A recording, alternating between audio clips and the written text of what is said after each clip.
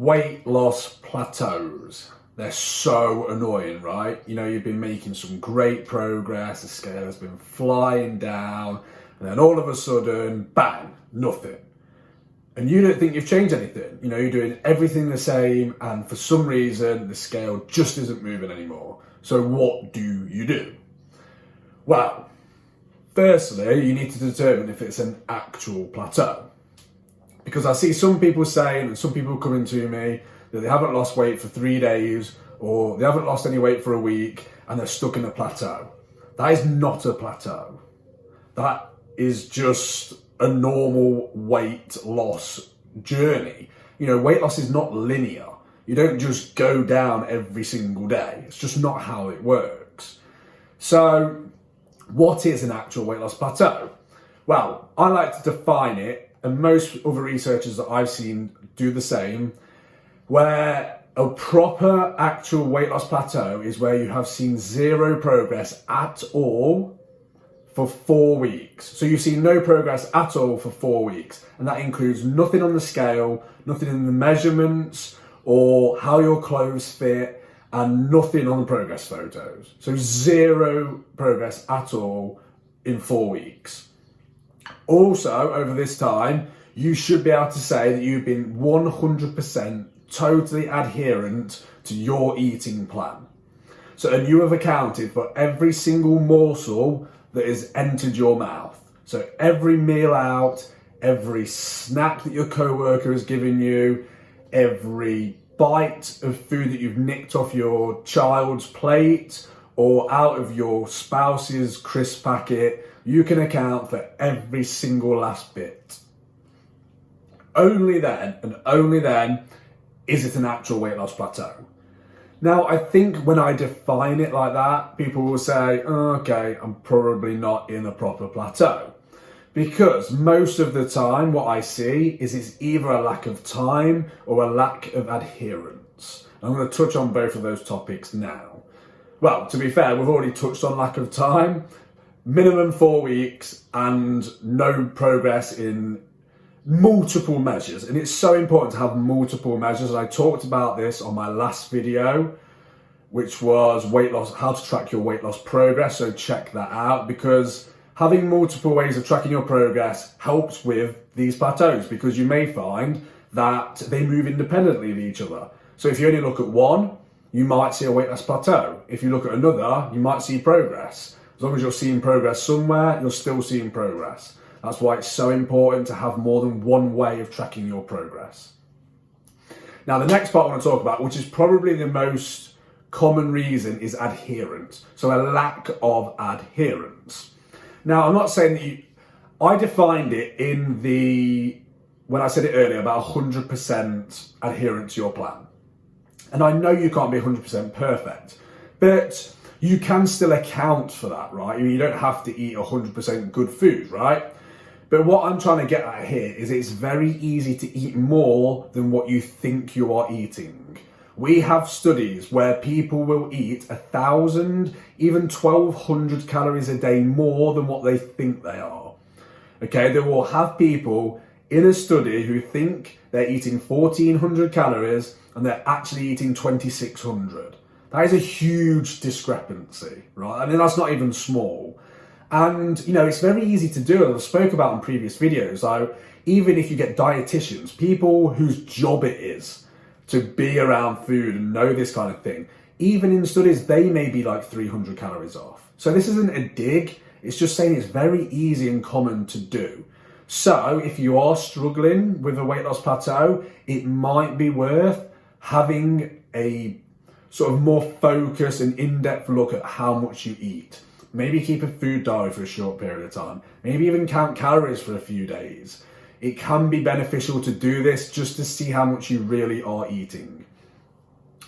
And I have done a video on this in the past, because we know that hunger increases when we diet, right? I mean, I don't need to tell you that. You just know that. We get hungry when we diet. And that can make dieting very difficult. And I've done a video on this in the past on hunger and how to stop overeating, so check that out. But I just want to touch on how important this is. We have studies now where it shows that the increase in hunger is, so you might know, if not, basically when we diet, our body fights weight loss, right? Our body doesn't like us losing weight, particularly our brain, so it tries to stop weight loss. There are two main ways it does it. One, it makes you hungry. Two, it makes you burn less calories. Now, we know from recent studies that the increase in hunger is greater than the decrease in how many calories you burn, substantially as well, okay? So this is probably the most common reason for a plateau. We just eat more food than we think we are. And we just get these unaccounted snacks, maybe our portion sizes get a little bit bigger, and it all adds up, and that causes us to get into a weight loss plateau. So very, very important if you are struggling to closely monitor how much food that you are eating. This probably is the reason. Next, I want to touch on the energy expenditure part of it, because this does drop. And most people think it tends to be their metabolism. So they'll be like, oh, my metabolism slowed and now I can't lose weight. Yes, your metabolism does slow. It's just not that significant of a decrease. Most studies find that for the majority of people, you're looking at maybe 100 to 200 calories a day decrease. Now, yeah, that's not totally insignificant, but it's also not going to stop a weight loss plateau on its own. What may do is what we call NEAT, or a decrease in NEAT. And I talk about this so often. It stands for non-exercise activity thermogenesis, and it's basically a fancy word for all the movement that you do throughout the day that isn't exercise. So it can be simple as fidgeting, like me, where I'm moving my hands here, correcting your posture, walking throughout the day, doing the housework, doing the dishes, the movement you do at work, everything that is movement in the day that isn't, I'm going for a jog, I'm going to the gym. So as you can imagine, for the majority of people, this NEAT burns way more calories in a day than your exercise sessions will. So, if you work out for an hour, but you're awake for 16, that's an hour of exercise, but 15 hours of movement. So you can imagine that probably burns more calories, right? But what most people don't know is when we diet, another adaptation that our brain uses to make it harder for us to lose weight is to make us subconsciously move less. So some studies have found huge decreases here. So remember when I said metabolism may drop to 100 to 200 calories in most people? With NEAT, we're looking at decreases of nearly 600 calories a day in some people. And so basically people are moving less, and they move so little that they burn 600 calories less a day. And the biggest and most important thing I want people to remember about this is it is subconscious. You will not realize that you're moving less. It could be as simple as you just don't fidget as much. You won't recognize that. You may start taking the lift more than the stairs, things like that, but you basically just won't realize, and you'll be burning significantly less calories.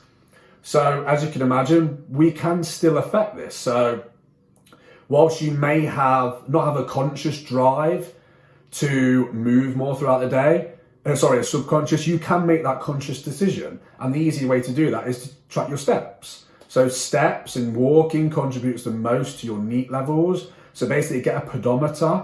Most phones have pedometers built in now. Get an old school one, clip it on your hip. Get an activity tracker like a Fitbit. And track how many steps you do. And at the very minimum, don't let your steps decrease. But if you can, keep them as high as possible. So, as you can imagine from the last 2 points I've made, let's say, as I mentioned, people could be eating 1,000, 1,200 calories more than they think they are, and they could be moving 580 calories less than they think they are. So, it's no wonder people hit a plateau, right? I mean, it's not because you've been eating a bit of sugar, or you've been eating some dairy, or you've been drinking diet drinks. It's probably because you're just eating way more than you think you are, and you're moving a lot less. Much simpler explanation as well, right? And as I mentioned before, that drive, I'm not saying that people will subconsciously increase their calories by 1,000, but like I said before, we do know now that this increase in hunger is the biggest driver of weight plateaus, because when we diet, it's a much greater increase than the reduction in how many calories we burn in a day. So And what they've quantified it as is for every kilogram of weight that you lose, you will have a drive to increase your energy intake by 100 calories. Okay, so let's say you lose 10 kilograms. You will have a drive to eat an extra 1,000 calories a day. Not saying that you will, but your hunger will come up that much in order to try and make you eat an extra 1,000 calories a day. That is a significant increase in hunger, right? And as far as we know, that will persist until the weight loss is gained back. And I know that sucks, and I talk about this in other videos, but that's probably the most common reason. That's why I wanted to touch on that, because, you know, we get all that been eating sugar and you need to cut out dairy and all diet drinks make you plateau eventually. It's all rubbish. Like, you're basically probably just getting this adaptation that your brain uses to make it harder for you to lose weight, and it's probably just causing you to increase how many calories you eat and causing you to decrease how many calories you expend. So that's where you need to put your focus. Put a big focus on looking at how much you really eat and tracking your steps and keeping your daily activity high. Still do your exercise, but make sure you keep your daily activity high too. And then obviously on top of that, like I talked about right at the start, just give it time. Use multiple forms of tracking your progress. As I talk about in the other video, I like to use scale, measurements, and photos.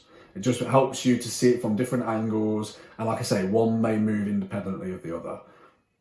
Because, and like I said, you know, a lot of it's subconscious. So you might just be unknowingly increasing how much you eat, and you might just be unknowingly decreasing how much you move. But that's normal. Again, that's just a way that your brain uses to make weight loss harder. But you can make that conscious decision to override that subconscious decision.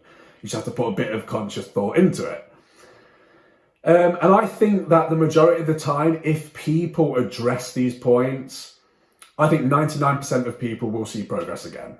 I think that there will obviously be outliers, but I think the vast majority of the time, it's a lack of time or it's a lack of adherence, or that decrease in energy expenditure and increase in hunger. So there we go, guys, weight loss plateaus. They do happen, they are annoying, but there are things that we can do about it. So hopefully you got some value from that. If you did, please feel free to interact in the video. As always, give it a like, drop a comment. Maybe you learned something new. Maybe I said something that you've noticed. You know, let me know if there's something that you're going to try maybe. Again, let me know. It's always cool to hear. It's always nice to hear that people are finding the videos helpful. Do, as always, subscribe to the channel so you get alerts on new videos, because these are going to be coming thick and fast. You should get a notification in the top corner of the video to subscribe to the channel, so make sure you do that. And that's it, I think. So thank you very much as always for tuning in, guys, and I shall see you next time. Thank you.